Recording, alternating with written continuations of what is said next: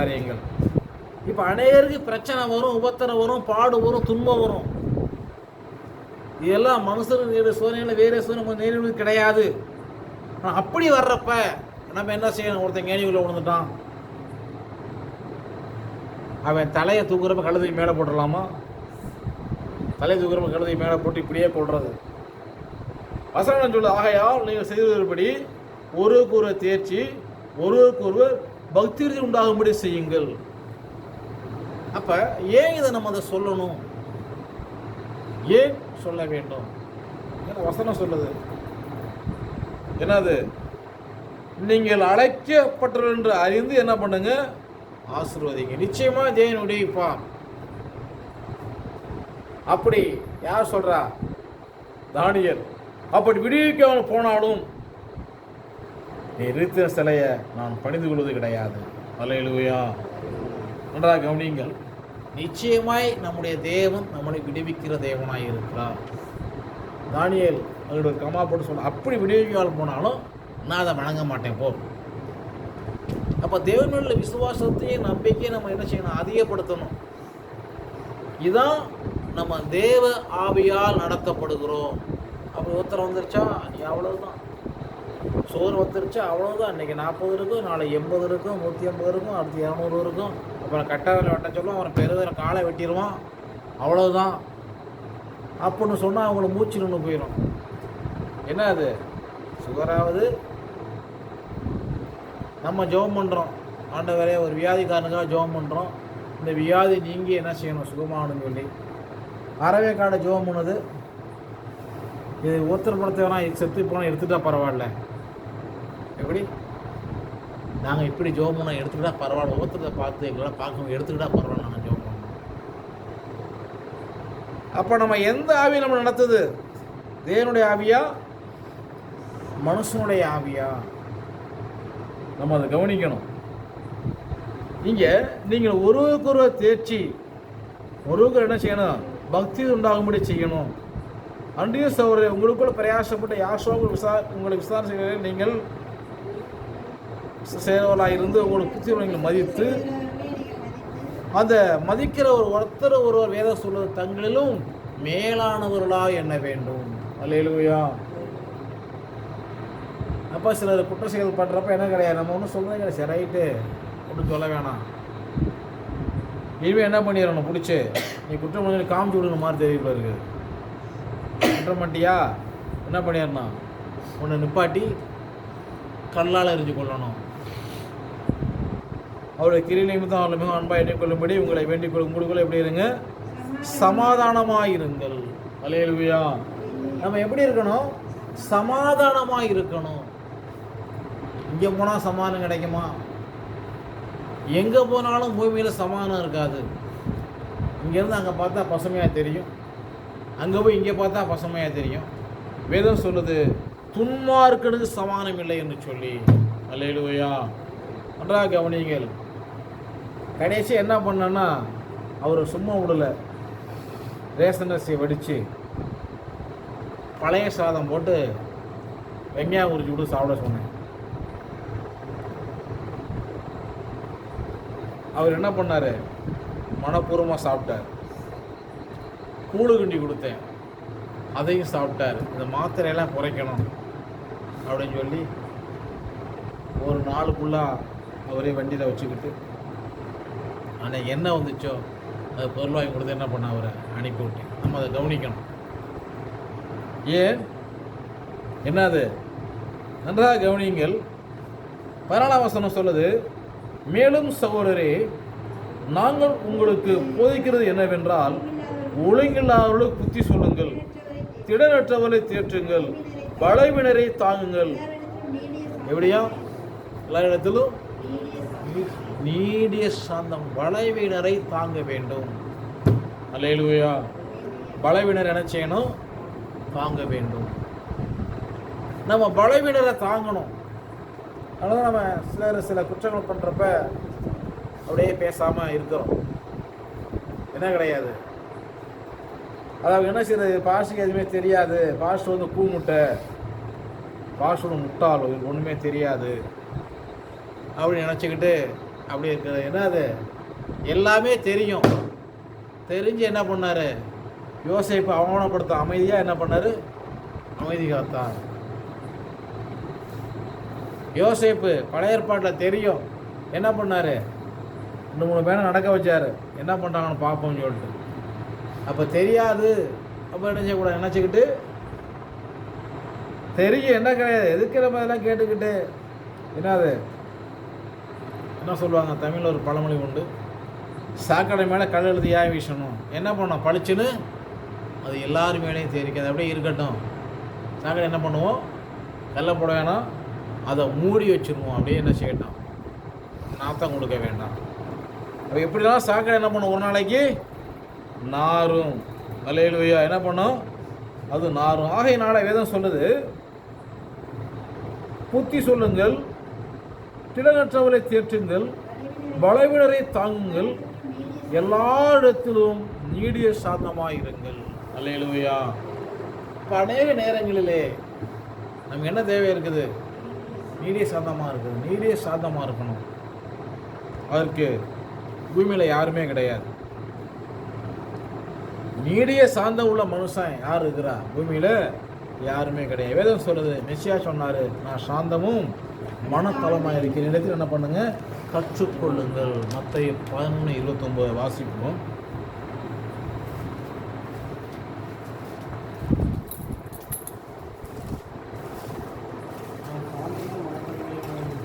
நான் சாந்தமும் மனத்தளமாக இருக்கிறேன், நுகத்தில் ஏற்றுக்கொண்டு என்ன பண்ணுங்க? இதை படிக்கிற யாரு? இதை நீ படிக்கிற இவ்வளோ நாள் படிக்காமல் நீ இரவு படிக்க யாரு? அப்போ எந்தளவு கிருபை இருக்குது? எந்தளவு கிருபை இருக்குது? நம்ம கவனிக்கணும். அப்போ கிருபையை க்ளோஸ் பண்ணுற என்ன யாரோட வேலை? சைத்தானுடைய வேலை. கிருபையை க்ளோஸ் பண்ணுறது சைத்தானுடைய வேலை, கிருபையை கொடுக்கறது அவருடைய வேலை. இப்போ நம்ம யாரோட போராடணும்? யாரோட போராடணும்? பிசாசு எதிர்த்து நிற்க வேண்டும், அப்போது உங்களை விட்டு ஓடி போவான். அல்லேலூயா. நம்ம அந்த பூமியில் யாரை எதிர்த்து நிற்கணும்? பிசாசு எதிர்த்து நிற்கணும். அப்போ சொன்னேன், இந்த பாருங்க, ஒரு காலையும் ஒரு முனியும் நின்றுருக்குது.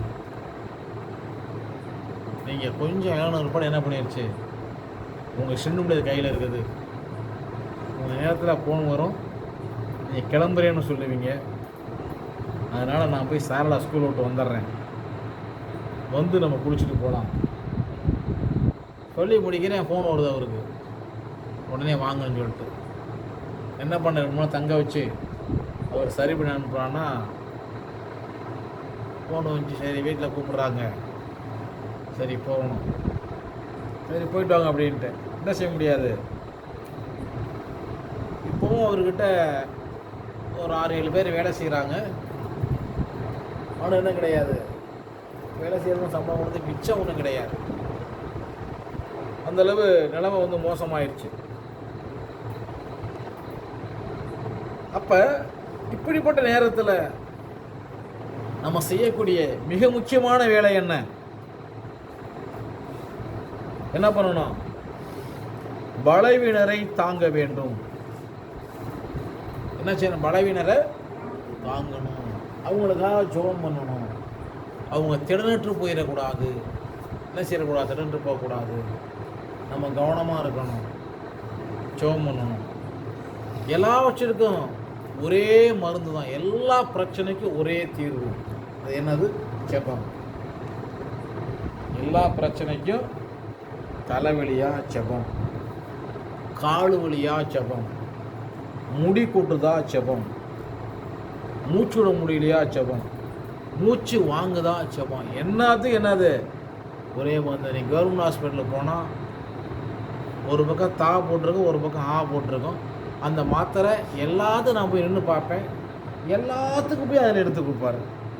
இங்கே ஒன்று அங்கே ஒன்று அதை எடுத்து கொடுப்பாரு. நான் பார்ப்பேன், அது இங்கே ஒன்று அங்கே ஒன்று அது கொடுக்குறாங்களே, எல்லாம் சைட் எல்லாத்துக்குமே இங்கே ஒன்று அங்கே ஒன்று அது பார்ப்பேன். என்ன அது? சரி ரைட்டு, இது எல்லா பொருளையும் சமைக்கிற தண்ணி ஊற்றுற மாதிரி கூட இருக்குது. அப்போ எல்லாத்துக்கும் என்னது அதில் ஒன்று. அவன் கால் அடிப்பட்டவனுங்க அதுதான், வயிற்றுல வரவனுங்க தான்.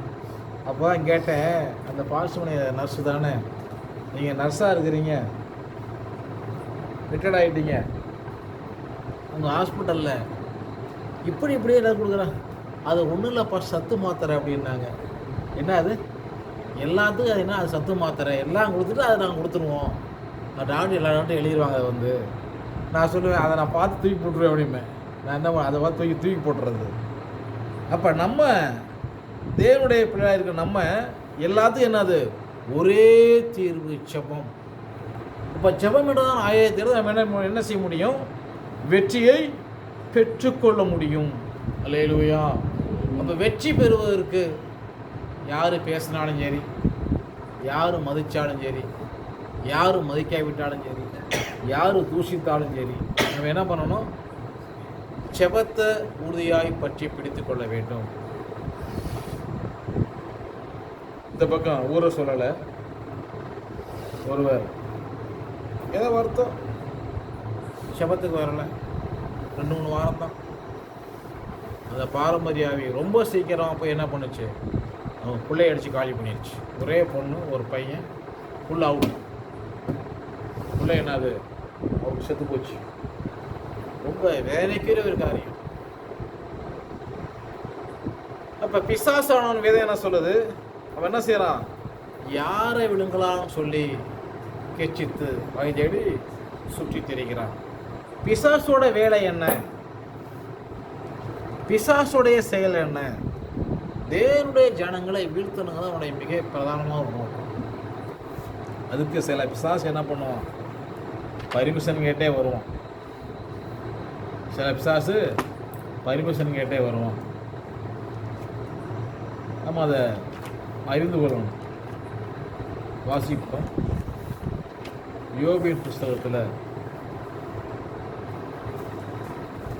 1ஆம் அதிகாரத்தில் 10வது வசனத்தை நம்ம வாசிப்போம். நீர் அவனையும் வீட்டையும் எல்லாவற்றையும் சுற்றி வேலடைக்கவில்லையா?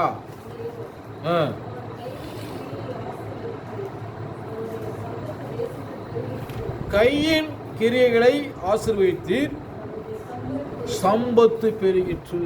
அல்லேலூயா. இது தேவையில்லாத வேலை தானே சைத்தானுக்கு.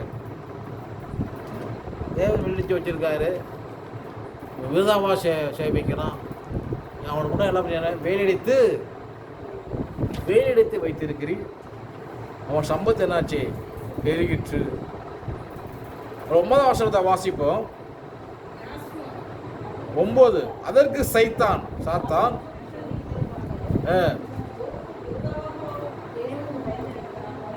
இப்ப நான் உங்களை கேள்வி கேட்கிறேன், தேவனுக்கு பயந்தால் அதற்குரிய பலன் உண்டு, பயப்படலாம் அதற்குரிய ஆக்கினை உண்டு. சார் சொல்றான், விருதாவா பயந்து நடக்கிறான். இப்ப நான் என்ன சொல்றேன், இங்க வர்றது விருதாவா போகக்கூடாது. கடைசி ஒரு நிமிஷத்துல பந்தய சாலையில் ஓடுறவங்க ராக்குமாரனா பந்தயத்தை பெற்றுக்கொள்ள முடியாது. கடைசி நிமிஷத்தில் என்ன செய்ய முடியாது, ராக்கு மாறிட்டால் அந்த பந்தயம் அவங்களை விட்டு கையை விட்டு நழுவிடும். சரியா ஓடி கடைசி நிமிஷத்தில் ராக்கு மாறினா முடிஞ்சு போச்சு.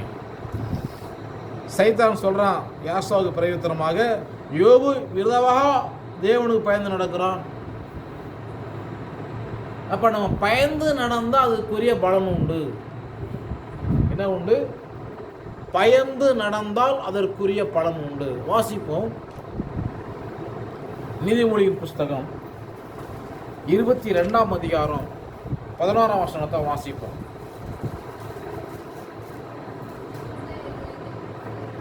சுத்த இருதயத்தை விருந்தினுடைய உதடுகள் இனிமையானவைகள்.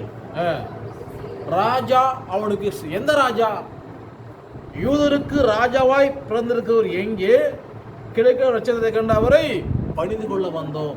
நம்ம சுத்த இதயத்தோடு இருந்தா அந்த ராஜா நம்ம சிநேகிதனாய் இருப்பான். அல்லேலூயா. 1000 பேர் 1000 காரியம் செய்யட்டும், நம்ம என்ன செய்யணும்? சுத்த இருதயம். இந்த கேட்குறான், மது தகுந்தாலும் என்ன பண்ண முடியாது, நான் எங்கள் விசுவாசத்தை வந்து குறைச்சி போடுறேன், இதெல்லாம் இனிமேல் பூச முடியுமா? வாய்ப்பு இருக்குதா? வாய்ப்பே கிடையாது. எப்படி இல்லை அப்படியே போட்டுட்டீங்க, என்னமோ 5-10 கொடுக்குற மாதிரி போட்டுட்டீங்க, அப்படியே கிடக்கு. அவர் சொன்னார், எல்லாம் வெடிச்சு போச்சு, அதெல்லாம் உடைச்சிட்டு பூசலாம்ன்றாங்க. வயிற்றுச்சில் கிளப்பாதீங்கன்னு, வயிற்றுச்சில் கிளப்பாதீங்க. என்ன செய்ய? வயிற்றுச்சில் கிளப்பாதீங்க அப்படின்னு அதை பற்றி பேச வேணாங்கள்ட்ட பழிச்சுன்னு. வசனம் என்ன சொல்லுது? சைத்தான் தேவன்கிட்ட போய், யோபு விருதாவாக தேவனுக்கு பயந்து நடக்கிறோம். எப்படி? என்ன பண்ணு? அதெல்லாம் பயந்து நடக்கலாம், சும்மா கேலி கூத்து, அதெல்லாம் கிடையாது. நீ என்ன செய்ய? நீர் அவனையும் அவன் வீட்டையும் அவனுக்கு உண்டான எல்லாவற்றையும் சுற்றி வேலடிக்கவில்லையா? இல்லையோ? அவன் கைகளின் கிரியை ஆசீர்வதித்து அவனுடைய சம்பத் தேசத்தில் பெருகிற்று. ஆனாலும் உம்முடைய கையை நீட்டி அவனுக்கு உண்டானவையெல்லாம் தொடுவீரானால் அப்பொழுது அவன் உமது முகத்துக்கு எதிரே உம்மை தூசிக்கணும் பாரும். எப்படி?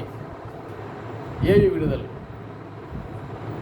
இதை செஞ்சா, இதை பண்ணா, இப்போ நீங்கள் மக்கள் என்ன பண்ணுறாங்க? இன்னைக்கு இதானே செய்கிறாங்க.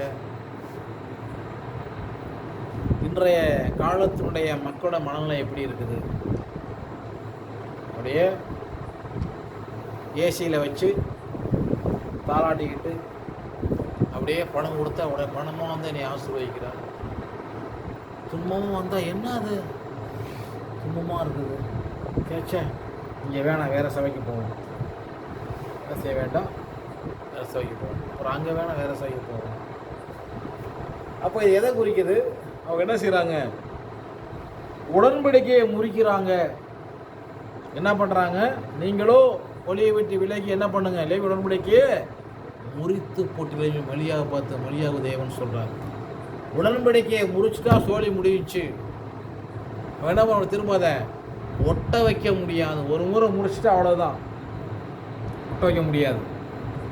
இப்போ பிசாசனோட வேலை என்ன? அவன் எப்பொழுதும் தெரிந்து கொள்ளப்பட்ட தேவனுடைய பிள்ளைகளை என்ன செய்கிறான்? இரவும் போலும் குற்றம் சுமத்தி கொண்டே இருக்கிறான். இப்படிப்பட்ட நேரத்தில் நம்ம என்ன செய்யணும்?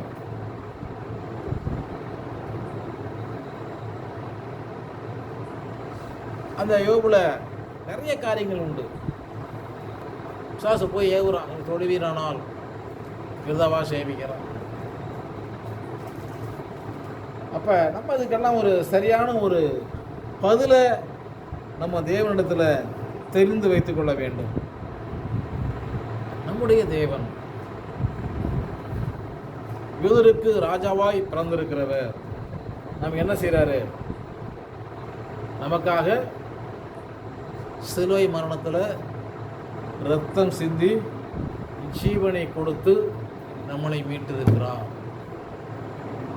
சுருக்கமாக சொல்லப்போனால் அவருடைய சொந்த அர்த்தத்தினால விலைக்கு வாங்கியிருக்கார். என்ன பண்ணியிருக்காரு? விலைக்கு வாங்கியிருக்காரு. இப்போ நம்ம யாருக்கு அடிமை? தேவனுக்கு அடிமை. அல்லேலூயா. யாருக்கு அடிமை? தேவனுக்கு அடிமை. இப்போ நம்ம வீட்டில் ஆடு மாடெல்லாம் நம்ம வந்து வளர்ப்போம், மிருகஜீவனை வளர்ப்போம். சில வீட்டிலையே சில மிருகஜீவன் பிறக்கும். சில போய் வாங்கிட்டு வந்து என்ன பண்ணிடுவோம்? கட்டிடுவோம். வாங்கிட்டு வந்து கட்டினதை கவனிங்க, ஒரு ஆட்டை வாங்கி கட்டியாச்சு. கட்டி ஆட்டுக்கு தண்ணியும் வைக்கல, புல்லும் போடணும். ஆடு என்ன பண்ணும்? கத்தும். கத்துற பார்த்து என்ன பண்ணுவாங்க? என்னப்போ ஆட்டை வாங்கி வச்சுருக்கிற, முதல்ல போட்டு வாங்கிட்டு கத்திக்கிட்டு இருக்க, ஏதாவது போட அப்படிம்பாங்க. அப்போ என்ன பண்ணுவாங்க? அவங்க போடுவாங்க. ஏன்? அவங்க விலை கொடுத்து வாங்கியிருக்கிறாங்க.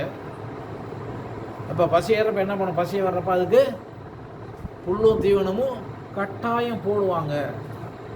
நம்முடைய தேவனாய் யாசுவா தன்னுடைய சொந்த இரத்தத்தினாலே விலை கொடுத்து வாங்கியிருக்கிறான். அல்லேலூயா. இதை மறந்துடக்கூடாது. நமக்கு என்னது தேவை என்று சொல்லி நாம் கேட்பதற்கு முன்பதாகவே அவர் அறிந்திருக்கிற தேவனாய் இருக்கிறார். அல்லேலூயா. நம்ம கேட்கறதுக்கு முன்னாடியே என்னது தேவைன்னு அவருக்கு தெரியும்.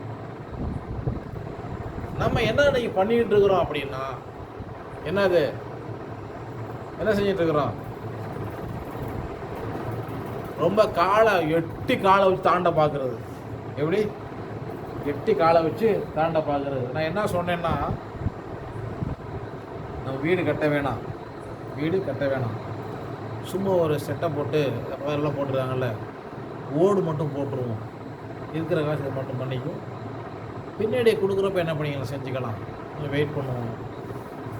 அப்போ அம்மா அதெல்லாம் வேணாம், நீ எங்கேயாவது உளித்து போயிடுவீங்க, ஓடு போட்டால் ஓடெல்லாம் உடஞ்சிடும், பிரித்து வாங்கி பார்த்து தூக்கிட்டு போயிடும், ஒட்டி தான் இருக்கணும்.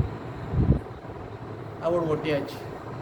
இது ஒட்டினோடெல்லாம் இன்னொரு அறவேக்காடு வந்து என்ன பண்ணுச்சு, இன்னொரு அறவேக்காடு வந்து ஒன்றும் சரி மேலேயும் ஒட்டிடுங்க அப்படி என்ன பண்ணிச்சு, ஏவி விட்டு கடனை வாங்க வச்சு ஏவி விட்டாச்சு.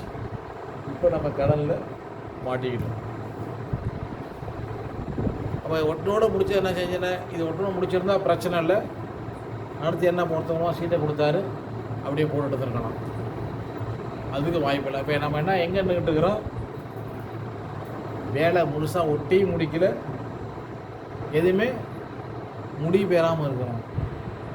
இப்படிப்பட்ட அந்த சூழ்நிலை நம்ம என்ன பண்ணக்கூடாது, தூசிக்கக்கூடாது. நம்ம மற்றவங்க தூசிக்கிறான்னு சொல்ல நம்மளை பற்றி சொல்லிக்குவேன். நம்ம என்ன யாரையும் என்ன செய்யக்கூடாது, ஆண்டவரை என்ன இப்படி போய் கிடக்குதே அவசியம் கிடையாது. ஏன்னா இது கிடந்தா என்ன, கிடக்காட்டி நமக்கு என்ன, இது என்ன செய்ய முடியும், அவரால் முடிக்க முடியும். என்ன செய்ய முடியும், அவரால் முடித்து கொடுக்க முடியுமா முடியாதா, முடியும். எப்படி முடியும்? இந்த பசுத்த வேதாகமம் ஒன்றினால் மாத்திரமே இதை செய்ய முடியும், வேலை செய்ய முடியும். இதை மட்டும்தான், இதன் மூலமாக என்ன செய்ய முடியும், அவர் செய்து கொடுப்பதற்கு உண்மையுள்ளவராக இருக்குது. நம்ம விசுவாசிக்கணும். அதெல்லாம் எங்கே செய்ய போகிறாரு, என்ன செய்யக்கூடாது, அப்படி சொல்லக்கூடாது. அவர் செய்ய முடியும். எப்போ செய்வார், அவர் எப்போ சுத்தமாக அவர் செய்கிற தேவனாக இருக்கிறார். நம்முடைய தேவன் யார்,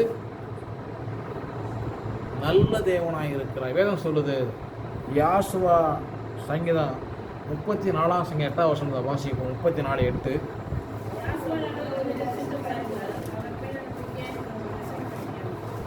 யாசுவா நல்லவர் என்று என்ன பண்ணுங்க, ருசித்து பாருங்கள், அவங்க நம்பிக்கை இருக்கிற மனுஷன் வாக்கியவான். அல்லேலூயா. அப்போ யாசோமிசியா நல்லவர்னு சொல்லி ருசித்து பார்ப்பதற்கு அவரோடு நடக்க வேண்டும், அவரோடு கூட போகணும். ஒரு தமிழில் ஒரு பழமொழி உண்டு, ஒரு மனிதனை பற்றி என்று அறிந்து கொள்வதற்கு ஒன்று கூட்டு சேரணும், இல்லைன்னா குடியிருக்கணும். என்ன செய்யணும், ஒன்று கூட்டு சேர்ந்து வியாபாரம் பண்ணணும், அல்லது என்ன செய்யணும், குடியிருக்கணும். அப்போ அந்த மனசை என்ன பண்ணிக்கலாம், நம்ம தெரிந்து கொள்ளலாம். தமிழில் பழமொழி, ஒன்று குடியிரு, இல்லைன்னா கூட்டு சேரு. ஒரு மனுஷன் என்ன பண்ணிக்கலாம், புரிந்து கொள்ளலாம். இப்போ தேவன் நல்லவர் ருசிக்கணும்னா அவரோடு குடியிரு, அவரோடு கூட்டு, அவரோட என்ன பண்ணு பயணித்தோம்னா என்ன செய்ய முடியும், அவர் நல்லவர்னு அறிந்து கொள்ள முடியும். அவர் அங்கே வச்சுட்டு, ஆண்டவரே நீர் அங்கேயும் நான் இங்கே இருக்கிறேன், நல்லவராக எப்படி நல்லவராக இருப்பார், என்ன செய்யணும், அவரோடையே நடக்கணும். இப்படி யார் நடந்தது, ஏனோக்கு நடந்தான். ஏனோக்கும் தேவனோடு செஞ்சு கொண்டு காணப்படாமல் போனான், தேவன் அவனை எடுத்துக்கொண்டான். இதை சொல்லுதா இல்லையா? அப்போ அவன் நல்ல ஒரு ருசி பார்க்கணும்னா அவர் கூடவே நடக்கணும், அவரோடவே கூடியிருக்கணும். சேவஜனங்களை அவர் வனாந்தரத்தில் வழிநடத்தி வந்தார், மேகஸ்தம்பத்தில் அக்கிஸ்தம்பம் நடத்தி வந்தார். அப்போ நடத்தி வந்தப்ப அவர் நல்லவர்னு சொல்லி அறிந்தவங்க மாத்திரமே கானானுக்குள்ளே பிரவேசித்தார்கள்.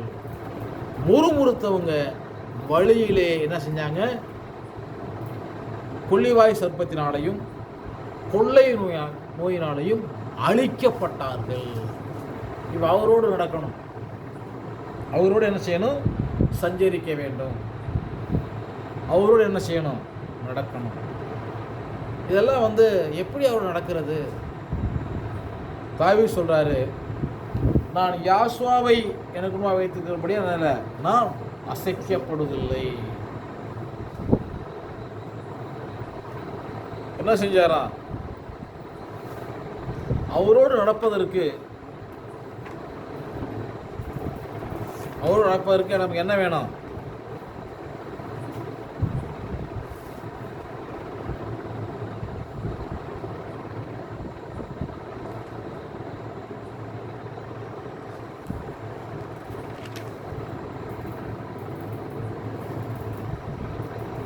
அவரோடு நடப்பதற்கு நம்ம என்ன வேணும்? சங்கீதம் 18வது சங்கீதம்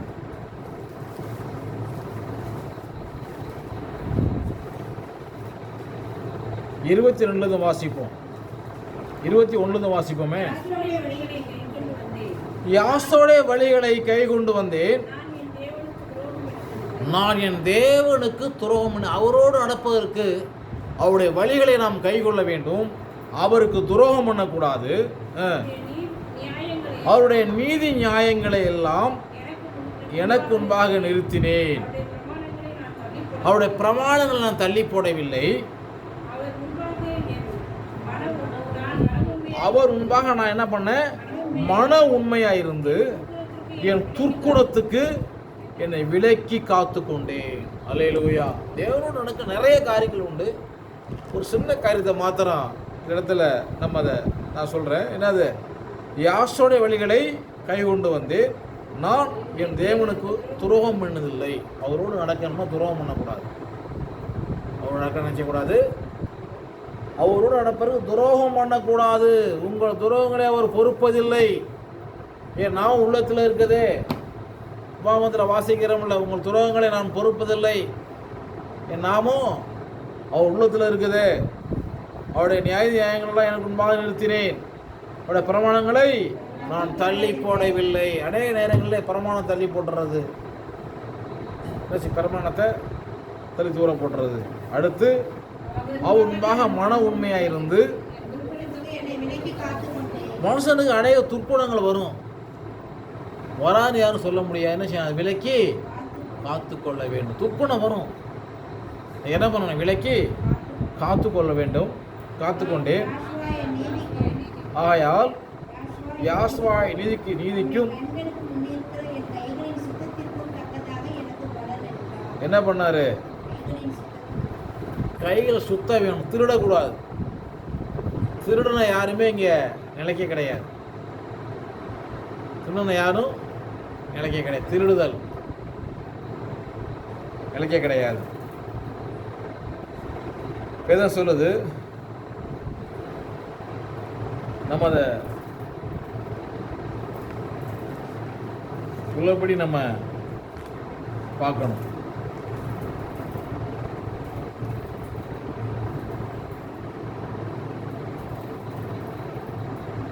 சங்கீதத்தின் புஸ்தகம் 1வது சங்கீதம் 5வது வசனம் சொல்லுது,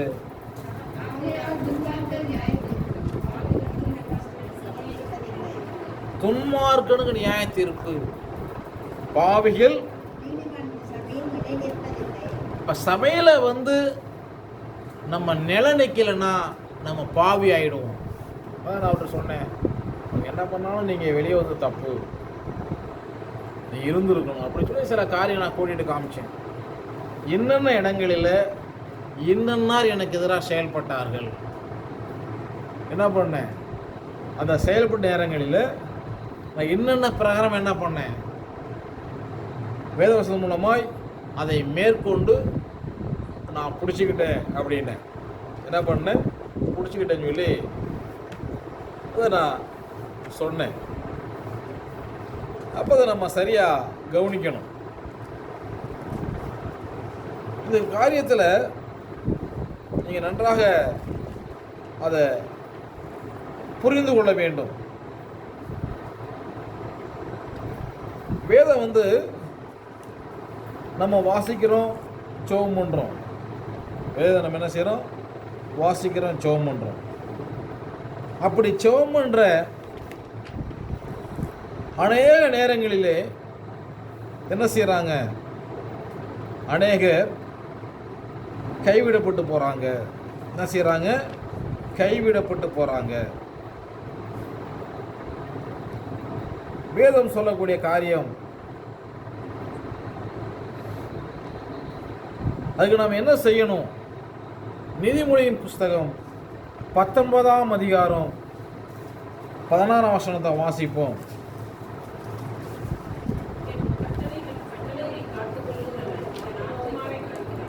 கட்டளையை காத்து கொள்கிறவன் என்ன செய்யறான்? ஆத்துமாவை காக்கிறான். அல்லேலூயா. தேவனுடைய கட்டளைகளை நம்ம காத்து கொள்ள வேண்டும். எப்படியா? திரும்ப வாசிப்போம். நம்முடைய ஆத்துமா யாருக்கு சொந்தம்? தேவனுக்கு சொந்தம். நம்ம கட்டளைய என்ன செய்யணும்? காத்துக்கிட்டோம்னா ஆத்துமா காக்கப்படும். அநேக நேரங்களில் பவுல் சொல்றாரு 1 கொரிந்தியர்ல, நீங்கள் கட்டளைகள் நிமித்தம் உங்களை கட்டளைகளை கைகொண்டு நிமித்தம் உங்களை என்ன செய்கிறேன்? போடுகிறேங்கிறாரு. அப்போ புகழ்ச்சி கட்டளையை கை கொண்டால் மாத்திரமே, இல்லைன்னா கிடையாது. இதெல்லாம் கடினமான உபதேசம், யார் கேட்பான் அப்படின்னு சொல்லி மெசியாகிட்டையும் சீடர்கள் சொன்னாங்க. நீங்களும் போய்விட மாதிரி சொன்னப்ப பேரு சொன்னா, நாங்கள் எங்கே போவோம்? வசனம் உங்களிடத்துல இருக்குது அப்படின்னாங்க. இப்போ நிறைய பேர் என்ன செய்ய கிடையாது? கட்டளையை எல்லாம் கடினமான கட்டளை. அங்கே பாரு, அப்படியே ஆடுறாங்க, பாடுறாங்க, அப்படியே மியூசிக் வாசிக்கிறாங்க. எப்படி இருக்கு பாரு. ஆட ஆட என்ன பண்ணோம்? பாம்புனால தலையாட்டும். ஊத ஊத என்ன செய்யும்? பாம்பு அழகாக தாளாட்டும். கடைசி எங்கே கொண்டு போவோம்? அது ஒரு இடத்துக்கு கொண்டு போய் சேர்த்துரும். என்ன பண்ணிடும்? சேர்த்துரும். கொண்டு போய் சேர்த்துரும். ஆகையினால நம்ம என்ன செய்யணும்? கட்டளையை என்ன செய்ய வேண்டும்? கட்டளையை காத்து கொள்ள வேண்டும். தன்னுடைய வழியை என்ன செய்யக்கூடாது? தேவன் கொடுத்த வழியை அவமதிக்கக்கூடாது. நீதிமொழியின் புஸ்தகம் 15ஆம் அதிகாரம் 10வது வசனத்தை வாசிப்போம்.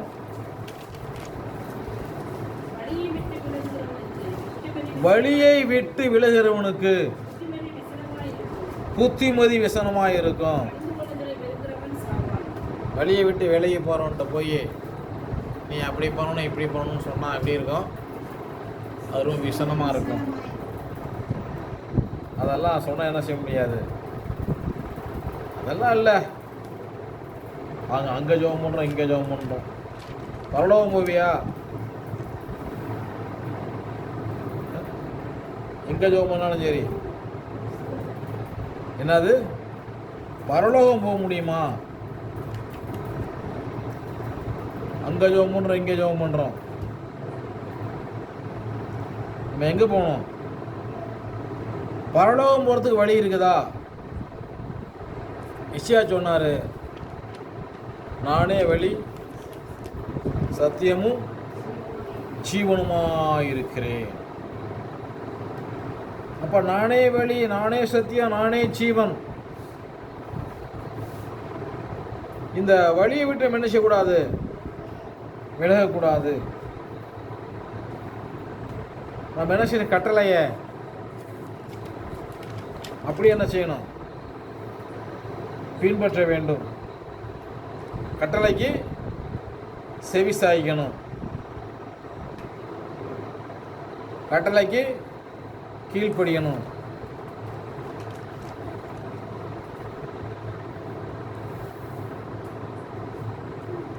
வாசிப்போம்.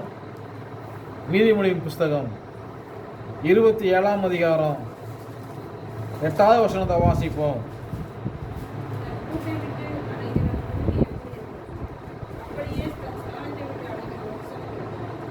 தன் கூட்டை விட்டு அலைகிற குருவி எப்படி இருக்குதோ நமக்கு தேவன் கொடுக்கப்பட்டதான ஸ்தானம் ஒரு சின்ன விஷயமோ பெரிய விஷயமோ வேதம் சொல்லுது, வேறொருடைய காரியத்தில் நீங்கள் உண்மை உள்ளவராய் இராவிட்டால் யாதும் உங்களுக்கு சொந்தமாய் கொடுப்பவர் யார்? விஷயம் சொல்றாங்க. வேறொருடைய காரியம், ஒரு உலக காரியத்திலேயே ஒருத்தன் உண்மையா இல்லைன்னா அவன் வேறொன்றையும் பெற்றுக்கொள்ள முடியாது. தேவனுடைய காரியத்தில் ஒரு நபர் உண்மையா இல்லைன்னா அவன் பரலோகம் போக முடியாது. என்னது? தனக்கு கொடுக்கப்பட்டதான ஒரு ஸ்தானம் அது நிலைச்சிருக்கணும். என்ன செய்யுது? தன் கூட்டை விட்டு அலைகிற குருவி எப்படி இருக்குதோ அப்படியே ஸ்தானத்தில் அலைகிற மனுஷனும் இருக்கிறான். தனக்கு கொடுக்கப்பட்ட ஸ்தானத்தை என்ன செய்யக்கூடாது? விட்டுறக்கூடாது. தன் கூட்டை விட்டு அலைகிற குருவி ஒன்றும் இல்லை. நீங்கள் ஒரு சின்ன பகுதி வேகத்தை வாசிக்கிறீங்க, ஒரு ஜோம் பண்ணுறீங்க, ஒருத்தரே ஜோம் பண்ணுறதா, ஒருத்தரே வேகத்தை வாசிக்கிறதா, அது நினச்சிருக்கிறாங்க. சந்தோஷப்படணும். என்ன செய்யக்கூடாது? போராமப்படக்கூடாது. வர்றப்ப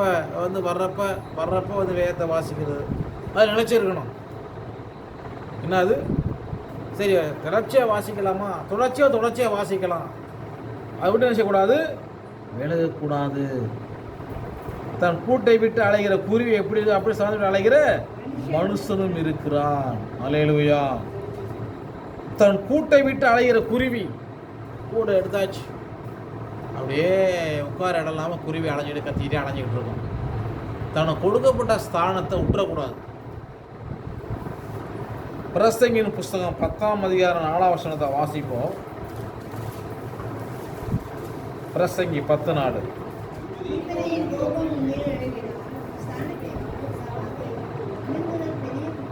அதிபதியினுடைய கோபம் என்னது?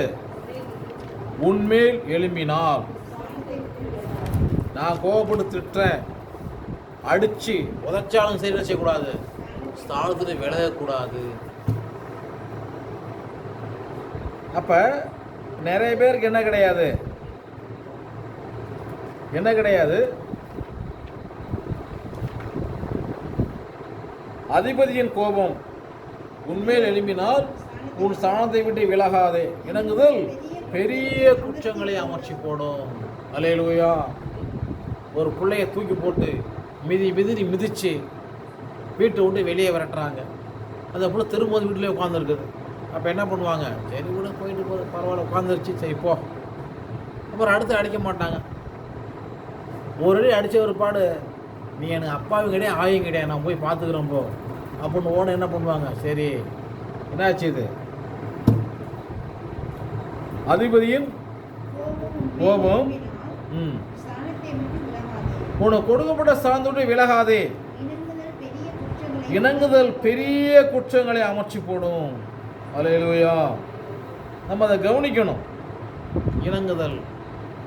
தேவன் நம்ம மேலே கோபப்படுவாரோ, தேவனுடைய மனுஷன் கோபப்படுவானோ அப்படின்னா நம்ம இணங்கி போனோம்னா தேவனுக்காக நம்ம இணங்கி போனால் என்ன நடக்கும்?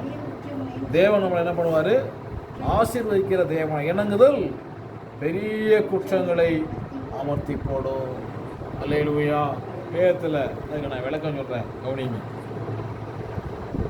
நகோமிக்கு 2 மருமகள். அந்த 2 பேரை கல்யாணம் பண்ணி 2 மகன் அவுட்டு. இதே நம்ம நாடாக இருந்தால் உன்னை கல்யாணம் பண்ணதுனாலே என் மகன் போயிட்டான்னு சொல்லி மருமகளை பேசி அனுப்பியிருப்பாங்க. ஆனால் நகோமி அப்படி ஒன்றும் பேசல போல இருக்குது. அதனால என்ன பண்ணாங்க? நகோமியிடத்தில் முத்தம் செய்து போர்வாள் பின்னிட்டு போனால் ரூத் விடாப்படியாக என்ன பண்ணாங்க? ஒரு இணக்கமாக இருந்தாங்க.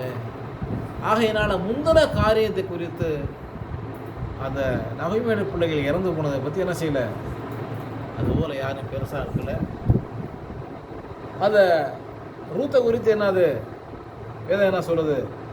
உன்னுடைய முந்தின நற்குணத்தை பிந்தின நற்குணம் உத்தமமாக கிடவுது. வாசிப்போம். ரூத்தின் புஸ்தகம் 3ஆம் அதிகாரம் 16ஆம் வசனத்தை வாசிப்போம். ரூத் 3:16.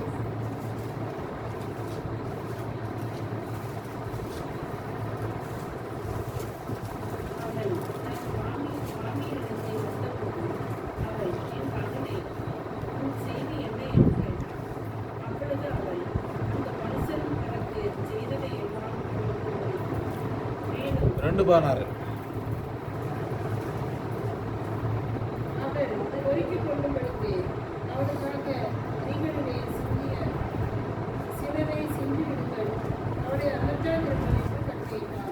அப்போ என்ன செய்கிறாங்க, அந்த ஊரில் வந்த ஒரு பாடு எபிரேய இனத்துள்ள சனங்கள், அவள் யார், மேகபேஸ்திரி, அம்மோன் மேகபேஸ்திரி. இது ஒரு பொறுக்கிறதான இடம் வந்து எபிரேயருடைய வயல்வெளி. இப்போ பொறுக்கும்படி என்ன பண்ணுங்க, அந்த கதிர்மணிகளை சிந்தி போடுங்க. இப்போ குணாதிசயங்கள் எப்படி இருக்குன்னு பார்ப்போம்.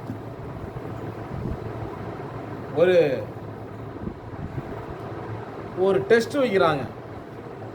என்ன பண்ணுங்க, சிந்தி போடுங்க.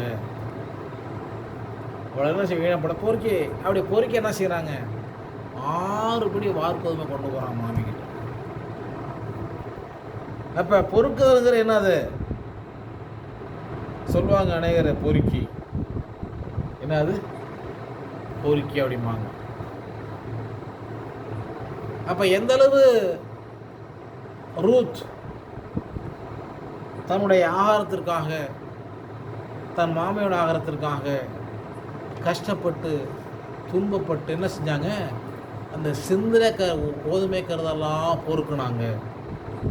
பொறுக்கி என்ன பண்ணாங்க, அதை சேர்த்து அதை அடித்து என்ன பண்ணாங்க பார்த்தாங்க, அது 6 படி வார்ப்போதுமாக இருந்தது. அல்லேலூயா. அப்போ பொறுக்கிறது ஒரு கடினமான வேலை. அநேகர் என்ன பண்ணுவாங்க, அதை ஏளனமாக பார்ப்பாங்க. இதுதான் தேவனுடைய ஜனங்களுக்கு தேவன் இந்த பூமியில் கொடுத்ததான மிகப்பெரிய கிருபை. இதை பற்றி அநேகருக்கு தெரியாது.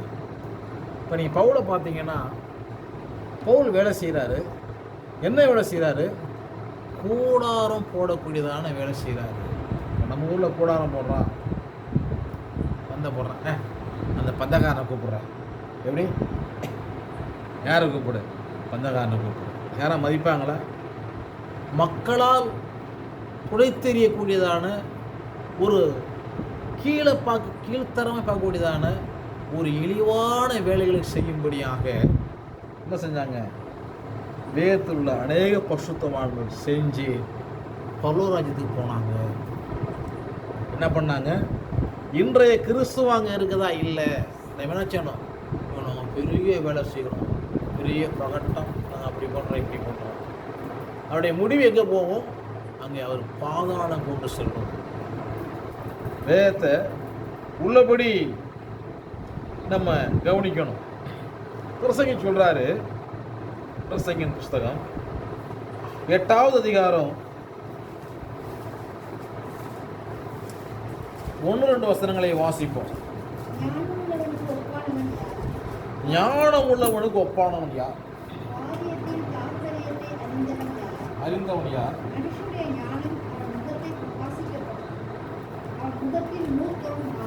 மூர்க்கமாறும். ராஜாவின் கட்டளையை கைகொண்டு நட என்று எச்சரிக்கிறேன்.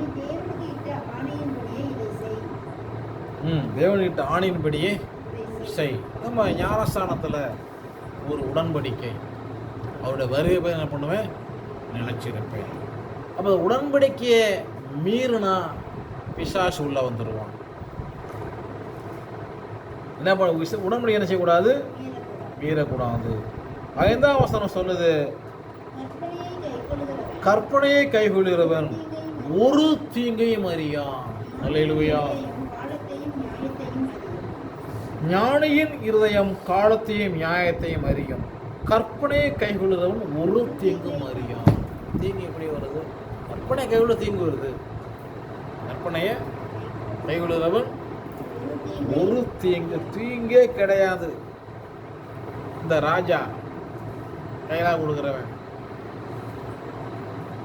தேவன் சொல்கிறார், எலிசா சொல்கிறார், நாளைக்கு நேரத்தில் ஒரு மரக்கால், ஒரு சேக்கால், ஒரு பணத்தை விற்கப்படும் சொன்னப்ப வானத்திலிருந்து என்ன பண்ணுறது, கொடுத்தா கூட என்ன செய்ய முடியாது, இதெல்லாம் பண்ண முடியாது. எல்லாம் எந்த காலத்தில் எல்லாம் பேசிக்கிட்டு, என் தேவன் எந்த காலத்திலையும் மாறாதவர். அல்லேலூயா. அவர் சொல்லாகும், அவர் கட்டளையிட நிற்கும். எந்த காலத்திலையும் அவர் மாறாத தேவன். அவர் என்ன பண்ணுவார்? எந்த காலத்திலையும் மாறாதவர். அவர் மாறாத இருக்கிற அப்படின்னாலே நாம் நிர்மூலமாகவில்லை. இல்லைன்னா நம்ம என்ன பண்ணிருப்போம்?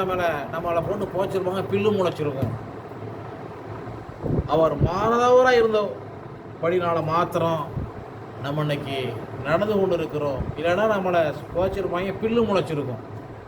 நான் சொல்லுவது 100% உண்மை. நம்முடைய தேவன் என்ன செய்யல? மாறாமல் இருக்கிறாரு. எதில் மாறாமல் இருக்காரு? நமக்கு நித்திய ஜீவனை கொடுப்பீங்க வாக்குத்தத்தம் பண்ண விஷயத்தில் என்ன செய்யறாரு? அவர் மாறலை. நம்ம பண்ணுற அநியாய அக்கிரமங்களுக்கு வேலை இப்படியெல்லாம் பண்ணுறான், வேணாம் முடிவு பண்ணால் என்ன பண்ணியிருப்போம்? நம்ம அழிஞ்சு போயிருப்போம். என்ன செய்யல? அவர் மாறாதேவனாய் இருக்கிறார். இன்றைக்கு அவர் கிருபையின் தேவனாய் இருக்கிறார். அவர் நியாய தீர்ப்பு நாளிலே பட்சிக்கிற அக்கினியாய் மாறுபடி நம்ம நடந்து கொள்ளக்கூடாது. ஆகையால் கற்பனையை கைகொள்கிறவன் ஒரு தீங்கையும் அறியான். ஞானியின் இருதயம் காலத்தையும் நியாயத்தையும் அறியும். ஞானி நம்ம ஞானி கிடையாது. அப்ப நம்ம யாரா வரணும்? வேதத்தில் நல்ல தேவனுடைய பிள்ளையாக நம்ம வளர வேண்டும். 2ஆம் வசனத்தின்படி ராஜாவின் கட்டளையை கை கொண்டு நட என்று நான் உனக்கு எச்சரிக்கிறேன். நீ தேவனுக்கிட்ட ஆணையின்படியே இது செய். அவருடைய கட்டளையே நம்ம கை கொள்றதுல குறைபடக்கூடாது. வேதத்தை கை கொள்றதுல அநேக நேரங்களில் குறைவுபட்டு அநேகர் அழிந்து போகிறாங்க. எவ்வளோ பேர் ஞானசாரம் எல்லாருமா இருக்கிறாங்க? எவ்வளோ பேர் ஞானசாரம் கொடுக்குறோம்? எல்லாருமா இருக்கிறாங்க? எல்லாரும் இருப்பது கிடையாது. யாரெல்லாம் கடைசி வரையிலையும் பிரவேசிக்கிறார்களோ அவர்களுக்கு என்ன உண்டு? நித்திய ஜீவன் உண்டு. 3ஆம் வசனம் சொல்லுது, பிரசங்கி 8:3, தேவனுடைய சபையை விட்டு விலக துரிதப்படக்கூடாது. பொல்லாத பிடிவாதம் இல்லாதே இஷ்டமானதெல்லாம் செய்வான். 4ஆம் வசனம், ராஜா, இதை நமக்கு எழுதி கொடுத்த யாரு? யூத ராஜ சிங்கம். ஆகையினால இந்த வார்த்தை அதிகாரம் உள்ள வார்த்தைகள். அப்ப ராஜாவின் வார்த்தை ரொம்ப அதிகாரம் உள்ள வார்த்தை.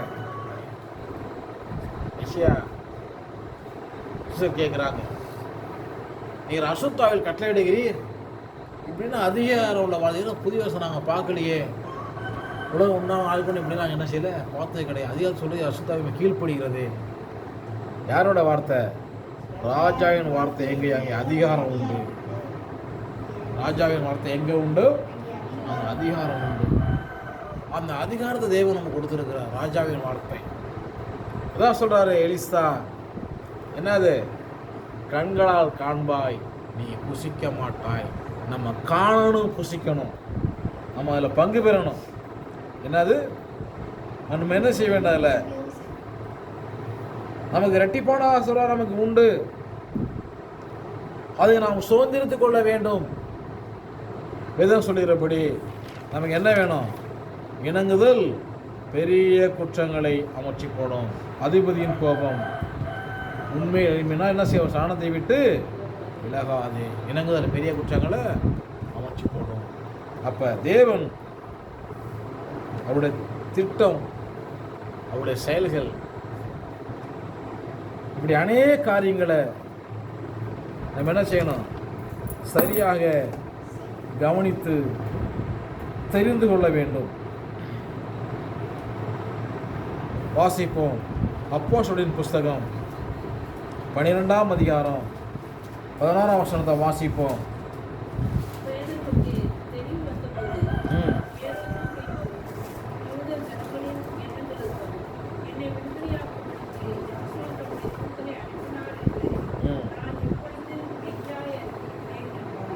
தேவனுடைய நடத்துதலை குறித்து ஒவ்வொரு தேவனுடைய மனுஷனும் மெய்யாய் அறிந்திருக்க வேண்டும். இல்லைன்னா அவங்க உயிரோடு இருக்கிறதே வேஸ்ட். நன்றாக புரிந்து கொள்ளுங்கள். அவர் நல்லவர் என்பதை ருசித்து பார்த்து, அவர் நம்மளை நடத்துகிறார் என்பதை அறிந்து, அது எப்படி மெய்யாய் அறிஞ்சிருக்கணும். சும்மா விசுவாசிக்கிறேன், கொஞ்சம் கொஞ்சம் விசுவாசிக்கிறேன், எப்பயாவது ஜெபத்துக்கு போவேன், நினைச்சா போவேன், நினைச்சா விசுவாசிப்பேன், என்னை நடத்துகிறாருன்னு சொல்லி நம்ம மெய்யாய் அறிந்திருக்கவில்லை என்று சொன்னால் அது விருதா. இங்கே பேதுரு சொல்றாரு, யாஸ்வா தம் தூதனை அனுப்பினார் என்று நான் இப்பொழுது மெய்யாய் அறிந்திருக்கிறேன். அல்லேலூயா. தேவன் நம்மை நடத்துகிற விதங்களை, அந்த மேன்மைகளை நம்ம மெய்யாகவே அறிந்திருக்க வேண்டும். அல்லேலூயா. அந்த அறிவு நமக்கு இருக்குதா? தேவன் நம்ம நடத்துறாரு, நிச்சயமா நல்லது செய்வார். நமக்கு நன்மைகளை செய்கிற தேவனாய் நல்லது செய்வார். என்ன பண்ணுவாரு? நல்லது செய்வார். அவர் யாரா இருக்காரு? நன்மை செய்கிற தேவனாய் இருக்கிறார். நம்ம நடத்துறாரு. என்ன செய்யறாரு? நடத்துறாரு. இப்ப நம்ம செஞ்ச சில தவறுகளை நம்ம சொல்லித்தான் ஆகணும். அதை விட்டுறக்கூடாது.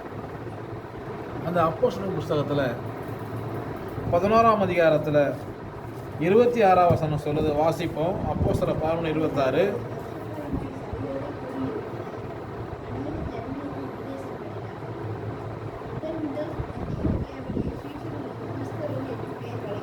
இனிமே என்ன செய்யணும்? நீங்கள் வர்றவங்களுக்கு 1 வருஷம் உருப்படியாக வந்து தான் ஞானஸ்தானம் கொடுக்கணும். என்ன ஞானஸ்தானம் கொடுக்கக்கூடாது. அறவேக்காடு ஞானஸ்தானம் கொடுத்து அதை தூஷணம் பண்ணி அது நரகத்துக்கு நம்ம டிக்கெட் கொடுத்து அனுப்பக்கூடாது. 1 வருஷம் ஒழுங்காக ஜெபத்துக்கு வா, உன்னோட செயல்பாடுகளை பார்ப்போம். அதுக்கப்புறம் என்ன பண்ணுவோம்? ஒழுங்கு ஞானஸ்தானம் கொடுப்போம். ஏன்னா வசனம் அப்படி சொல்லுது. என்ன செய்கிறாங்க? 1 வருஷம் வந்ததான் நீ கிறிஸ்தவங்கிற பேரே உனக்கு கொடுக்கப்படும். சும்மா இப்போ இதுவரையிலையும் சரியில்லாமல் போனேன் விசுவாசிகளாக பாருங்கள், நாளைக்கு ஒரு மாதம் வந்து ஒரு பாடு, நான் ஞானஸ்தானம் எடுத்துக்கிறேன், எனக்கு கல்யாணம் பண்ணணும், நான் கட்டையில் போகணும், நான் கல்யாணம் பண்ணணும், நான் பாடையில் போகணும். அவரோட விளைவு என்ன ஆகுது? நாசமாக போகுது. அப்படி போகக்கூடாது. என்ன செய்யணும்? 1 வருஷம் இடையில போறியா, அது ரத்த புலி உன் தலைமையில 1 வருஷம் ஒழுங்காணி ஜெபத்துக்கு வந்து வேதவசனம் என்ன செய்யணும்? சரியாய் கட்டப்பட. வேதம் அப்படி தானே சொல்லுது. 1 வருஷமாவது என்ன பண்ண ஒழுங்கா? ஒரு நாளைக்கு 1 மணி நேரமாக ஜெபம் பண்ணக்கூடாதா? சோதனைக்கு கூட அப்படி விழித்திருந்து மாதம் 1 முறையாக ஜெபம் பண்ணக்கூடாதா? அப்போ இல்லை, ஜெபம்லாம் எனக்கு தேவை கிடையாது. இப்போ நமக்கு என்ன தேவை?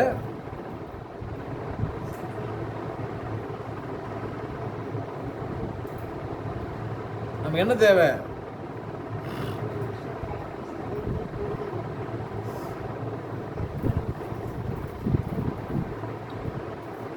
சரியா தேவனுடைய ஜனங்களோடு 1 வருஷம் வரலையும் ஜெபத்துக்கு கட்டளையில கற்பனை சரியாக பெற்றுக்கொள்ளணும். அப்போ தான் கிறிஸ்து, அதுக்கு போது ஞானஸ்தானம், அதுக்கு போது பாவம் பண்ணி ரட்சிப்பு கொஞ்சம் நல்லா போதிக்கணும். ஒருத்தர் ஞானஸ்தானம் எடுக்க வரேன் நான் இப்போ இதனால் சொல்லிட்டேன், ஞானஸ்தானம் கிடையாது. முதல்ல என்ன பண்ணுங்க, நாளைக்கு ஜெபத்துக்கு வாங்க, அதுக்கப்புறம் என்ன பண்ணுவோம்? ஞானஸ்தானம் பற்றி பேசுவோம். நேற்று பேசல, இது வரலையும் பேச கிடையாது. ஞானஸ்தானம் எடுக்கிறோன்னா ஒழுங்காக ஜெபத்துக்கு வரணும். நம்ம ஞானஸ்தானம் கொடுக்க முடியாது. ஏன் நம்ம அறிஞ்சுக்கிட்டே எனக்கு ஞானஸ்தானம் கொடுங்க? எப்படி நம்ம 1 வருஷம் என்ன பண்ணோம்? ஒழுங்காக ஜெபத்துக்கு வா, அதுக்கப்புறம் என்ன செய்வோம்? ஞானஸ்தானம் கொடுப்போம். இப்போ அரைகுறை என்ன செய்யக்கூடாது? இனியும் கொடுக்கக்கூடாது. 1 வருஷம் ஒழுங்கா வா. 1 வருஷத்தில் என்ன செய்யும்? இது வெள்ளாடா இல்லை கருப்பாடான்னு தெரிஞ்சிடும். 1 வருஷத்தில் இது வெள்ளாடா இல்லை கருப்பாடா அப்படின்னு நினச்சி நமக்கு தெரிய வரும். ஆகையினால இந்த காரியத்தில் நம்ம மிகவும் தெளிவுள்ளவர்களாக இருக்கணும்.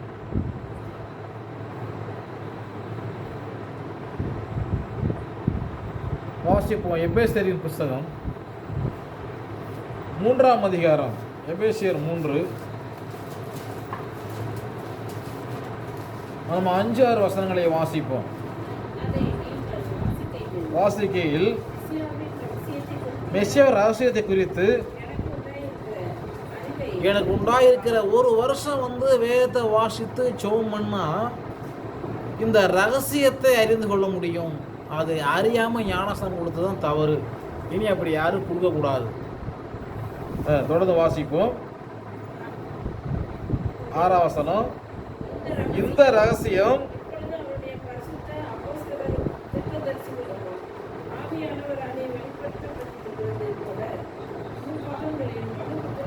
முற்காலங்களில் மனுபுத்திரருக்கு என்ன செய்யல, அறிவிக்கப்படவில்லை. இது ஒரு ரகசியம்.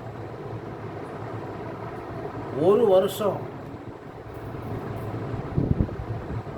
வேதத்தை பற்றி நன்கு அறிந்து ஜெபம் பண்ணி தேவனுக்கு பிரியமாய் எப்படி இருக்கணும், இது ரகசியம். முற்காலங்கள் என்ன கிடையாது, அப்படி கிடையாது. அவர் சொன்னார், கேட்டு பின்னாடியே போனாங்க. இன்னைக்கு என்ன செய்யணும், அவர் நல்லவர் இருந்தால் நம்ம என்ன செய்ய, ஒருத்தனும் ருசித்து பார்க்கணும். அடுத்த வசனம். தேவனுடைய பலசத்தில் எனக்கு அளிக்கப்பட்ட வரமாகிய கிருபையினாலே சுவிசேஷத்துக்கு ஊழியக்காரனானே. எப்படி இருக்கிறீங்க? கிருபையாக இருக்கிறேன். ஒரு வார்த்தை கூட மேனே பாராட்டக்கூடாது.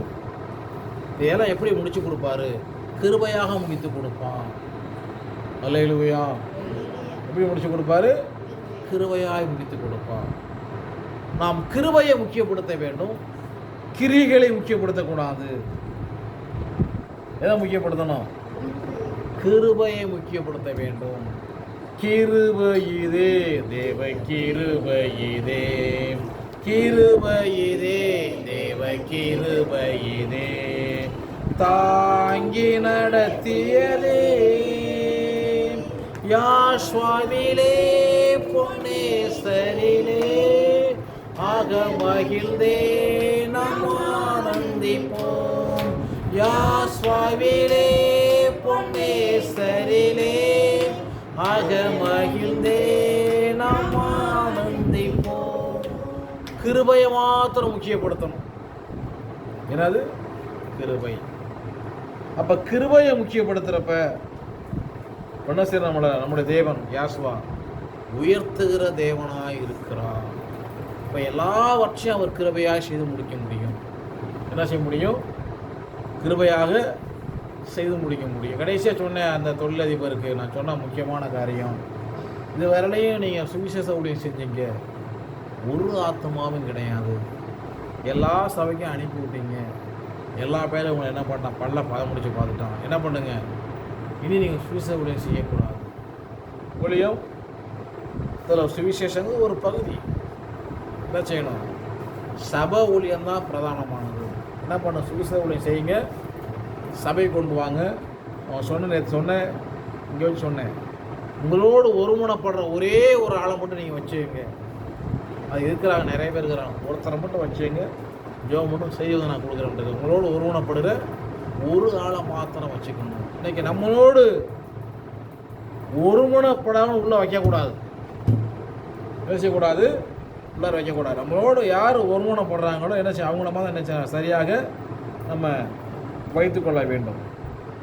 நம்ம ரொம்ப கவனமாக இருக்கணும். என்ன செய்யணும்? என்ன வேண்டும்? ஒருமனப்படுற ஆளை உள்ள வைக்கணும், அறவேக்கடை உள்ள வைக்கக்கூடாது. ஆகையினால அந்த கிருபையை நம்ம முக்கியப்படுத்தணும். இப்போ நம்ம முதலாவது யாரோட ஒருமனப்பட வேணும்னு சொன்னால், நாம் தேவனோடு ஒருமனப்பட்டு நாம் ஜெபிக்க வேண்டும். யாரோட ஒருமனப்படணும்? தேவனோடு ஒருமனப்படணும். வேதம் சொல்லுது, யாத்திராகமத்தின் புஸ்தகம் 20ஆம் அதிகாரம் 24ஆம் வசனம் சொல்லுது. வாசிப்போம். யாத்திராகமம் 20:24.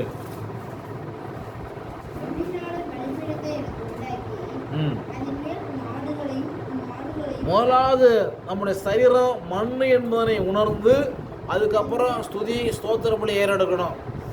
நான் ஒரு பெரிய ஆள், நான் யார் தெரியுமா? அப்படியே ஸ்தோத்திரம் ஸ்தோத்திரம். இந்த ஒருத்தர் பட்டுக்கோட்டையில் சின்ன வயசு ஏதோ ஒரு பேர் சொன்னாங்க, ஸ்தோத்திரம் ஸ்தோத்திரம் இல்லை ஸ்தோத்திரம் சொல்கிறா. அவர் பாஸ்டர் சுவாசி இல்லை ஸ்தோத்திரம் சொல்கிறா. ஸ்தோத்திரம் ஸ்தோத்திரம் காது இருந்தேன். நான் சொன்னேன், இந்த ஆளை பார்த்தா ஊழியக்காரமாக தெரியல, இவனை பார்த்தா ரெவடி மாதிரி தெரியுது, நம்மளாம் வெளியே போயிடும், வாங்க வெளியே போன டே யாரா போகுதுன்னாரு. இப்படின்னு நாங்கள் பாட்டு வந்துட்டோம். என்னது தோத்தரா, எவ்வளோ பெருமையில், எவ்வளோ மண்டகணத்தில், என்னது தோத்திரமா. வேதம் என்ன சொல்லுது? மண்ணுனாலே பழிபீடம். நான் மண்ணு என்றதான ஒரு அறிவு நமக்கு வேண்டும். பழிபீடம் என்ன செய்யணும்? நம்ம இருதயம் அப்படி மண்ணாக தான் இருக்குது. நீ என்ன பண்ணி ஆசிரியர் உண்டாக்கி அது மேலே தான் இருந்துச்சு. நம்ம துதி ஸ்தோத்திரம் சொல்லி ஆர்ப்பரிக்க வேண்டும். செலுத்துவாயாக. இப்படி அவருடைய நாமத்தை சொல்லி இருதயத்தில் நம்ம செபிக்கிறப்ப அவர் நம்மிடத்திலே வந்து நம்மளை ஆசீர்வதிக்கிற தேவனாய் இருக்கிறார். பெருமையோடு தோத்திரம். அல்லேலூயா அல்லேலூயா. பார்க்க சார், அல்லேலூயா.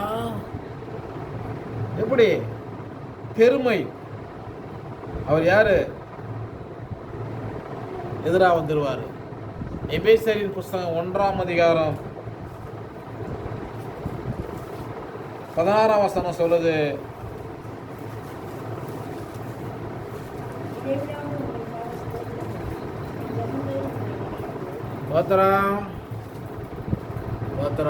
என்னது மிரட்டுறது? எதுனா சொல்லுது? இடைவிடாமல் உங்களுக்காக ஸ்தோத்திரம் பண்ணி என் செபங்கள் நினைத்து பவுல் எழுதுகிறார். இடைவிடாமல் நம்ம ஜெபம் பண்ணணும். எல்லாவற்றுக்கும் தேவனை ஸ்தோத்திரிக்க வேண்டும். இடைவிடாமல் ஜெபம் பண்ணணும். எல்லாவற்றுக்கும் தேவனை ஸ்தோத்திரிக்க வேண்டும். சிலர் நல்லது நடந்தால் மட்டும் தேவனுக்கு ஸ்தோத்திரம், இல்லைன்னு கிடையாது, ஸ்தோத்திரம் வாயில வராது. அப்போ என்ன வந்தாலும் என்ன செய்யணும் சொல்லுவாங்க, என்ன வந்தாலும் எது நடந்தாலும் அப்பாவை ஸ்தோத்தரிப்பே. எப்படி? என்ன வந்தாலும் எது நடந்தாலும் அப்பாவை ஸ்தோத்தரிப்பேன். அப்போ ஸ்தோத்திரம். ஒரு விபத்து ஒன்று, அதில் வெட்டு வந்துருச்சு. வந்துருச்சு. பேர் அலெக்ஸ் ராஜா இருந்தார். மெடிக்கலில் போய் சேர்த்துட்டாங்க. பார்த்துருக்குறாங்க. அவன் யாரும் சொல்லணும்னு தெரியல. அப்போ செய்தியை கேள்விப்பட்ட ஒரு பாடு, நேற்று நான் எங்கேயுமே போகிறது, அவர் அனுப்பிவிட்டேன். செய்தி கேள்விப்பட்ட பாடு எனக்கு ரொம்ப சங்கடமாக போச்சு. நான் ஆரம்பத்தில் சொன்னேன், கேட்கல, சிக்கலை மாட்டிட்டாங்க. என்ன பண்ணுறது அப்படின்னு முதலாவது ஜோம் பண்ணி சொல்லிட்டு ஜோம் பண்ணி கேட்டேன். ஏன்னா சொல்லிட்டேன், கண்ணெல்லாம் முடிக்கிற மாமாசிட்டு போயாச்சு, பிழைக்க வாய்ப்பு கிடையாது. பேர் அலெக்ஸ் ராஜா, மெடிக்கல் இருக்கிறான், தஞ்சாவூர் மெடிக்கல் இருக்கிறான். நான் போனால் ஜோம் பண்ணுனா அவன் பிழைக்கணும். செத்து போகிறான்னா நான் போய் ஜோம் பண்ண அவசியம் இல்லை, நீங்கள் தான் முடிவு பண்ணணும் அப்படின்னு சொல்லி இப்போ ஜோம் பண்ணிகிட்ருக்கிறேன். வந்துட்டு ரொம்ப நேரமாக ஜோம் பண்ணி ஒரு 3 மணி இருக்கும். தேவன் உத்தரவு கொடுத்தாரு, நான் ஜீவனை கொடுக்குறேன் போ அப்படின்னாரு. அதுக்கப்புறம் எப்படி போகிறது? 3 மணி ஆச்சு. அப்படின்னு ஸ்கூலில் தான் அழைச்சி வரணும்ல விட்டுட்டு அதுக்கப்புறம் போனான்னா சாராள முறைச்சி 2 பேரையும் போவோம். அப்போ தான் இன்னொரு ஃபோன் வருது, இன்னொரு இடத்துக்கு ஜெபம் பண்ண வரணும் அப்படின்ட்டு. எனக்கு உண்டான சோதனை, இங்கே போகிறதா இங்கே போகிறதா. அவன் பார்த்தேன், என்னது இது இங்கே போகிறதுக்கு ஒரு எப்படியும் ஒரு 350 ரூபா செலவு பண்ணணும். தஞ்சாவூர் போனால் 2 பேரும் போகநூறு வரநூறு, அப்புறம் அங்கிட்டு மெடிக்கலுக்கு போகிறதுக்கு அங்கிட்டு வர்றதுக்கு இது எப்படியும் ஒரு 300-350 ரூபா. அப்படினாலும் எங்கே போனாலும் ஒரு 200 செலவு. இது இங்கே போயிட்டு அங்கே போனால் எவ்வளோ செலவு? திரும்ப நம்ம மறுபடியும் இங்கே வந்தோம்னா மறுநாள் இரவஞ்சம் உண்டு. இதெல்லாம் எப்படி ஆகுதுன்னு சொல்லி யோசனை பண்ணிக்கிட்டு அப்போ தான் முடிவு பண்ணு. முதல்ல என்ன செய்வோம்? சீரியஸாக உங்களை ஜோம் பண்ண போவோம் அப்படின்னு ஜோம் பண்ணேன். மாதிரி பர்மிஷன் கொடுத்தாரு, போனேன். போய் ஜோம் பண்ணேன். யாருன்னு தெரியுதான்னு வெளியே பார்த்து சிரித்தான். சரி இது போதும் ஜோம் பண்ணிட்டு சொன்னேன், பொழைச்சிக்குவான், பயப்படாதீங்க, இவன் திரும்பி வந்துடும், உயிரோடு என்ன பண்ணிடுவோம், வந்துடும், பயப்பட வேணாம்னு சொல்லி. ஏன்னா எல்லாம் என்ன சொல்லிட்டாங்க, அவன் செத்துருவான், இனி வாய்ப்பு இல்லை. அப்போ நம்முடைய தேவன் ஜோம் பண்ண என்ன பண்ணிட்டான், அவன் பொழைச்சிக்கிட்டான். என்ன செஞ்சுட்டான்? இதை செய்தது யாரு? நம்முடைய தேவன் யாசுவா மெசியா. அல்லேலூயா. நம்ம வேலை ஒரு இடத்துல கேட்கிறோம், என்ன செய்யறாரு? மறு உத்தரவு கொடுக்கிற தேவனாய் இருக்கிறான். அல்லேலூயா. எபேசியரின் புஸ்தகம் 2ஆம் அதிகாரம் 1ஆம் வசனம் சொல்லுது, உயிர்ப்பிக்கப்படுவதற்கு ஒரு ஜெபம் பண்ணணும். நன்றாக கவனிங்கள். அக்கிரமங்களாலும் பாவங்களாலும் மறுத்தவரும் கூட உயிர்ப்பிக்கிறார். அதுக்கு ஒரு ஜெபம் தேவை. இல்லைன்னா எப்படி? நம்ம எல்லாரும் மறுச்சிருக்கிறோம், யாரோ செய்த ஜெபத்தினால அவர் அறிந்திருக்கிறோம். அதற்கு ஒரு மனுஷன், ஒரு தேவனுடைய மனுஷன் தேவை. அப்ப இதுக்கு என்ன தேவை? ஒரு ஜெபம் தேவை. 8ஆம் வசனத்தை வாசிப்ப. எபேசியர் 2:8. எபேசியர் 2:8. கிருபையினால் விசுவாசத்தை கொண்டு ரட்சிக்கப்பட்டீர்கள். தேவனுடைய ஒவ்வொரு ஜெபமும் அவருடைய கிருபை, ரட்சிப்பு அவருடைய கிருபை. இது நம்மால் உண்டானது அல்ல. அல்லேலூயா. அநேகர் யாசுவால கொடுத்தாரு, இன்னும் சில அறவே கர்த்தரில் கொடுத்தாரு. காரணம் என்னது? நம்ம என்ன செய்கிறோம்? ஜெபம் பண்ணுறோம். தேவன் என்ன செய்கிறாரு? கிரியை செய்கிற தேவனாக இருக்கிறார். அப்போ ஜெபம் பண்ணுவதற்கு என்ன வேண்டும்? ஒரு ஆள் வேண்டும். டீ போட போகலாம், என்ன செய்யலாம்? ஜெபம் ஒரு ஆள் வேண்டும். கிரியை செய்வதற்கு தேவன் இருக்கிறார். கலாத்தியரின் புஸ்தகம் 4ஆம் அதிகாரம் 6ஆம் வசனத்தை வாசிப்போம். படினால்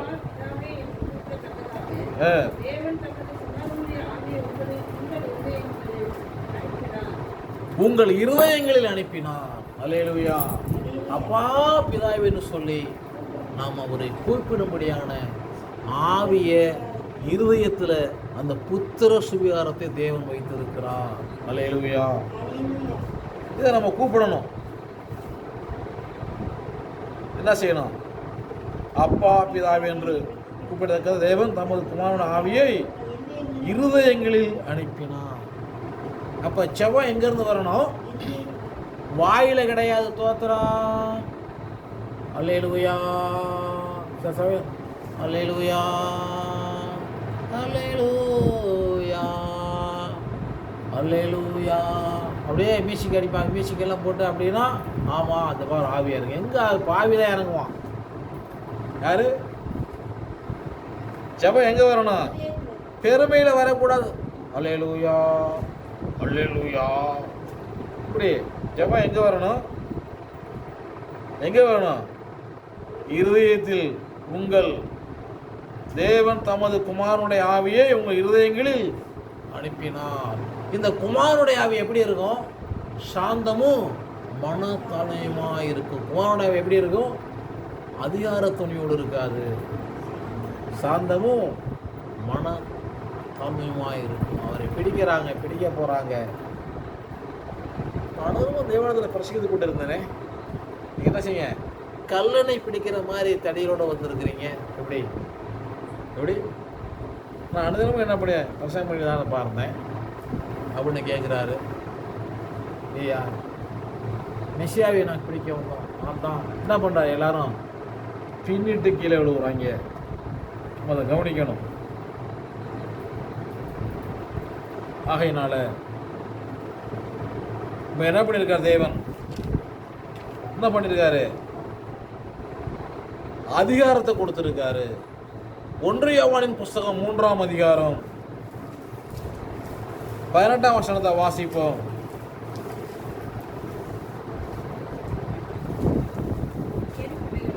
என் பிள்ளைகளே, வசனத்தினாலும் நாவினாலும் அல்ல, கிரியினாலும்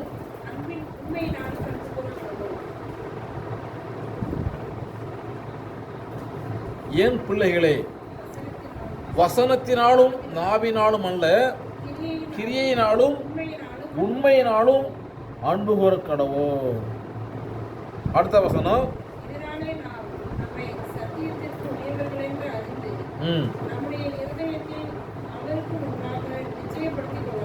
இருதயத்தை அவருக்கு முன்பாக நிச்சயப்படுத்திக் கொள்ள வேண்டும். அடுத்த வசனம், நம்முடைய இருதயமே நம்மளை குற்றவாளியாக தீர்க்குமானால் இருதயத்திலும் பெரியவராயிருந்து சகலத்தையும் அவர் அறிந்திருக்கிற தேவனாயிருக்கிறார். என்ன பண்றாரு?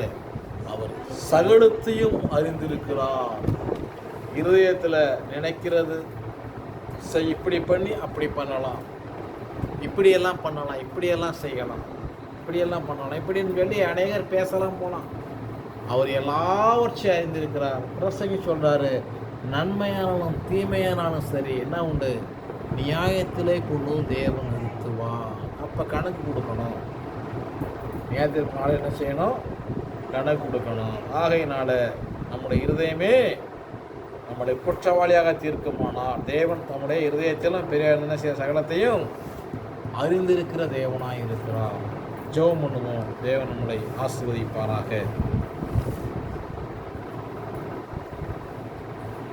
உடனே போட்டு விட்டு நம்ம